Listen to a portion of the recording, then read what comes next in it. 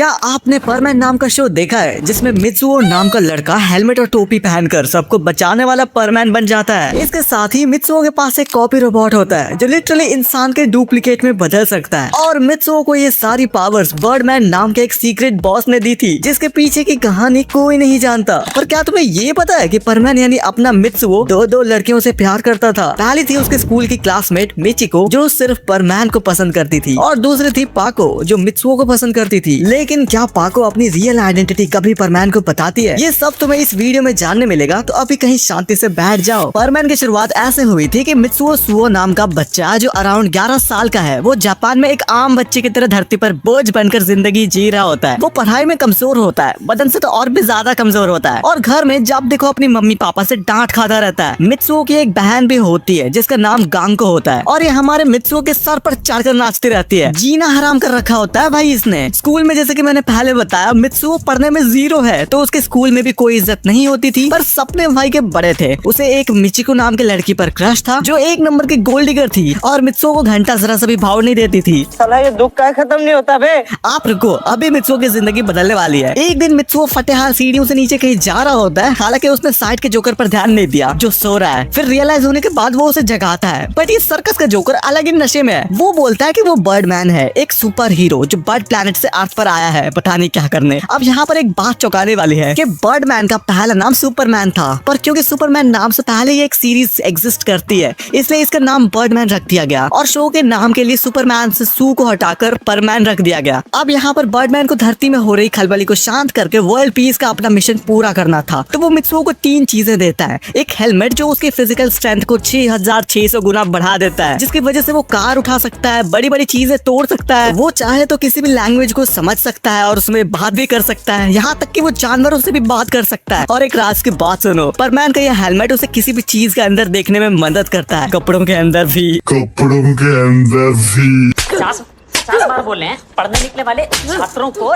हालांकि ये पावर्स वो बर्डमैन और दूसरे परमैन पर यूज नहीं कर सकता। दूसरी चीज मित्सुओ को मिलती है एक केप जो सुपर हीरो जैसा लुक देता है और साथ में फ्लाइंग पावर भी देता है, पर यहाँ पर उसकी उड़ने की स्पीड की एक लिमिट होती है। एक परमैन अकेले 119 किलोमीटर पर आवर की टॉप स्पीड से ही उड़ सकता है, बट अगर 4 परमैन एक दूसरे को पकड़ कर उड़े तो यही स्पीड बढ़कर 476 किलोमीटर पर आवर तक जा सकती है। फिर तीसरी चीज जो मित्सुओ को मिलती है वो है एक बैज जो उसे दूसरे परमैन से कॉल पर बात करने में मदद करता है और पानी के नीचे या स्पेस में सांस लेने में भी मदद करता है। फिर चौथी और सबसे आखिरी चीज जो मित्सुओ और बाकी सभी परमैन्स को मिलती है वो है एक कॉपी रोबोट। इस रोबोट के नोज पे बटन दबाने से वो एग्जैक्ट क्लोन बन जाता है। फेस सेम, कपड़े सेम, आवाज सेम, यहाँ तक कि दिमाग की यादें भी सेम हो जाती है। लेकिन इस रोबोट का ट्रांसफॉर्म होकर असली इंसान बनने के बाद भी इसकी नाक लाल रह जाती है। यही एक कमी है इसकी, इसलिए रोबोट और ओरिजिनल परमैन में फर्क करना आसान हो जाता है। बर्डमैन मित्सुओ को ये रोबोट इसलिए देता है ताकि मित्सुओ की नॉर्मल लाइफ बिना खराब हुए वो धरती को बचा सके। पर यहाँ मित्सुओ की अलग ही मौत चलती है। वो अपने घर का काम, स्कूल का काम रोबोट पे टाल के खुद घूमने फिरने निकल जाता है। फिर इसके बाद बर्डमैन मित्सुओ को बोल देता है कि बिना किसी क्वालिफिकेशन के तू आज से परमैन है, जा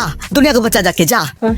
वैसे तो मित्सुओ को बर्डमैन का परमैन बनाने वाला सीन हमें कभी भी एनिमे में नहीं दिखाया गया, ये बस एक मूवी में दिखाया गया था। लेकिन एनिमे के फर्स्ट एपिसोड में हमें ये दिखाया जाता है कि एक जगह बिल्डिंग में आग लगी होती है, बहुत सारे बच्चे उस बिल्डिंग के अंदर फंसे होते हैं। पुलिस और फायर ब्रिगेड तो जानबूझकर कुछ नहीं करते क्योंकि वो एक सुपर हीरो का इंतजार कर रहे होते हैं। फिर तभी वहाँ हीरो की तरह उड़ते हुए परमैन आता है, उसके साथ में एक बंदर सुपर हीरो भी उसकी मदद करने आता है, जिसके बारे में हम आगे बात करेंगे। तो ये दोनों गेड़ी मारकर उन सभी बच्चों को बचाकर तुरंत ही उधर से भाग लेते हैं, क्योंकि मीडिया वाला तो उसे यूट्यूब पर पॉडकास्ट करने के लिए बुला रहा था, पर परमैन को उसके साथ पॉडकास्ट नहीं करना था। तो गुस्से में वो घर जाकर अपने रोबोट को झाड़ने लगता है कि वो दिन भर जब देखो आराम ही करता रहता है। फिर आगे मित्सुओ के स्कूल के दोस्त मिचिको, कबा और साबू को पता चलता है कि मित्सुओ परमैन का दोस्त है। तो मिचिको एक्साइटेड होकर मित्सुओ को डिनर पर इनवाइट करते हैं, बट उसे परमैन के साथ आना होगा। तो अपना मित्सुओ खुद परमैन बन जाता है और रोबोट को मित्सुओ बनाकर वहाँ जाता है, जहाँ मित्सुओ मिचिको के सामने अलग ही नौटंकी करता है, जिससे परमैन की इमेज का कबाड़ा होने लगता है। पर डिनर के बीच में ही बूबी बंदर का कॉल आ जाता है जो उसे जल्दी मिशन पर आने को कहता है। फिर मिशन खत्म करके जब परमैन मिचिको के घर दोबारा लौटता है तब तक पार्टी खत्म हो जाती है, और थोड़ी देर पहले अपना रोबोट मित्सुओ दारू पीकर मिचिको को छेड़ रहा था वो अलग। यहाँ पर हमें एक चीज पता चलती है कि मिचिको को परमैन पसंद है, पर मित्सुओ बिल्कुल भी नहीं पसंद है। उसकी कौन परवाह करता है, तुमसे कहीं ज्यादा अच्छे हो। वो मित्सुओ को बस इसलिए घास डाल रही है क्योंकि मित्सुओ मिचिको को परमैन से मिलने में मदद करता है और परमैन बेचारा ये बात समझ नहीं पाता। वही बात करें बूबी की तो वो परमैन नंबर 1 के बाद दूसरा परमैन बना था क्योंकि बर्डमैन इंसानों और जानवरों में कोई भेदभाव नहीं करते हैं, आखिर वो है तो एक एलियन ही। पर भाई बूबी कहने को तो परमैन है लेकिन वो जग्गू बंदर की तरह बोल नहीं सकता। इसके अलावा बर्डमैन ने 3 और बंदों को परमैन बनाया था जिसमें परमैन नंबर 3 पाको बनती है जो असलियत में सुमिरे होशिनो है। वो जापान के एक बहुत ही फेमस एक्ट्रेस है जिस पर अपना मित्सुओ अपनी जान छिड़कता है, लेकिन बर्डमैन के अलावा किसी को भी नहीं पता कि सुमिरे ही परमैन नंबर 3 है, पाको है। इसके पीछे का रीजन तुम्हें आगे पता चलेगा। बट पाको के बारे में और भी कमाल की बातें सामने आती है। वो जब सुमिरे होती है तो वो ज्यादातर टाइम कैमरा के सामने शूट में होती है जिसकी वजह से उसे शांत और प्रोफेशनल एकदम परी की तरह रहना पड़ता है। लेकिन जैसे ही वो पाको बनती है वो काफी जिद्दी, बहादुर, अकड़ू और कभी कभी गुस्सैल भी हो जाती है। और ऐसा सिर्फ पाको नहीं करती, ज्यादातर जो तुम सेलिब्रिटी देखते हो उनके 2 चेहरे ही होते हैं। पर पाको या मैं कहूँ सुमिरे मित्सुओ को पसंद करती है।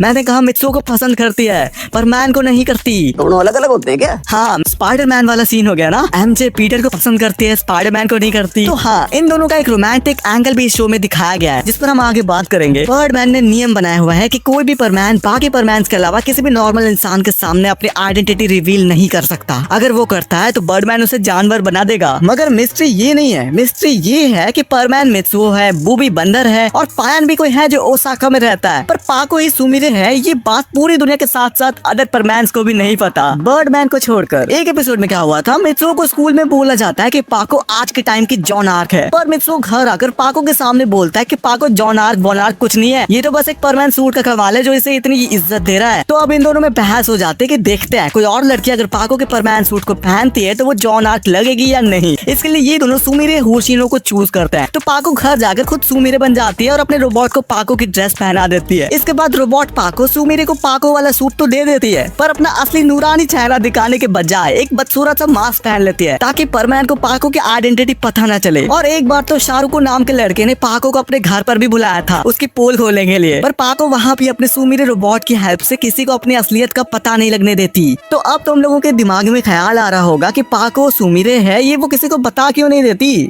तो देखो, पाको अपनी आइडेंटिटी सबसे इसलिए छुपाती है क्योंकि वो जापान की बहुत बड़ी स्टार है। अगर उसके टीम के मेंबर्स को भी पता चल जाता है कि वो सुमिरे है तो शायद वो उसके साथ नॉर्मल बर्ताव नहीं करेंगे जैसे वो करते हैं, और अपनी पाको ऐसा नहीं होने देना चाहती। वो बहुत थक जाती है अपनी सेलिब्रिटी वाली लाइफ से, इसलिए वो पाको बनकर नॉर्मल लाइफ जीती है। और एक दूसरा रीजन ये भी है कि सुमिरे मित्सुओ को टेस्ट करना चाहती है। वो ये देखना चाहती है कि मित्सुओ उसे एक दोस्त की तरह पसंद करता है या एक सुपरस्टार के तौर पर। एक एपिसोड में हमें ये दिखाया गया था कि परमैन और पाको एक मुसीबत को ठीक कर लेते हैं और पाको तुरंत ही अपने जरूरी काम से निकल लेती है। बट वहाँ परमैन और बूबी को हेल्प करने के लिए कुछ गिफ्ट्स मिलते हैं। तो परमैन सोचता है अभी पाको ज्यादा दूर नहीं गई होगी, उसे जाकर एक गिफ्ट दे आते हैं जल्दी से। उधर पाको बिल्डिंग के लिफ्ट से नीचे जाती है तो इधर परमैन और बूबी उसके पास आ रहे होते हैं, बट उन दोनों को नीचे में सुमिरे मिल जाती है जिसने अभी अभी अपना पाको वाला सूट उतारा था। परमैन तो होश खोकर उसे अपने सारे गिफ्ट ही दे देता है। इसके बाद पायान मित्सुओ के घर आकर उसे पाको की एक वीडियो क्लिप दिखाता है जिसमें पाको सेम सुमिरे की तरह पोज दे रही थी। अब हमारे तीनों परमैन साथी को लगने लगता है कि पाको ही सुमिरे है, पर अपना डाउट क्लियर करने के लिए पायान पाको से उसका रोबोट कुछ देर के लिए ले लेता है। उधर जब सुमिरे का ऑटोग्राफ सेशन होने वाला था तब परमैन पाको को एक जरूरी मिशन के लिए बुलाता है जिसका रिजल्ट ये निकलता है कि सुमिरे का ऑटोग्राफ सेशन ही कैंसिल हो जाता है। अब अपने परमैन को भी यकीन हो जाता है कि वो अब तक जिसके साथ दुनिया बचाता था, घूमता फिरता था, वो और कोई नहीं उसकी क्रश सुमिरे थी। भाई वो इसके बाद से पाको से एकदम अच्छे से बात करता है। मुसीबत के टाइम भी वो अपना ध्यान पाको से नहीं हटा पाता और ऐसा पाको की आइडेंटिटी रिवील होने से पहले बिल्कुल भी नहीं होता था। तो पाको क्या करती है, अपने रोबोट को साथ लेकर उसे सुमिरे बना देती है और खुद पाको बनकर बाकी सभी परमैन्स की मिसअंडरस्टैंडिंग दूर करती है, क्योंकि दोनों में से किसी का नाक वाला बटन प्रेस नहीं होता, मतलब कोई भी पाको का रोबोट नहीं होता, जिससे पाको ही सुमिरे है वाली बात गलत हो जाती है और पाको उन सब का भरता बना देती है। ऐसा पाको सुमिरे की नाक पर मेकअप क्रॉक्स लगाकर कर पाती है और बेचारा परमैन अभी भी जान नहीं पाता पाको की सच्चाई। अब इतना सब कुछ होने के बाद सुमिरे रोबोट पाको से बोलती है कि तुम परमैन नंबर 1 का दिल सुमिरे होशिनो बनकर नहीं बल्कि पाको बनकर जीतना चाहती हो।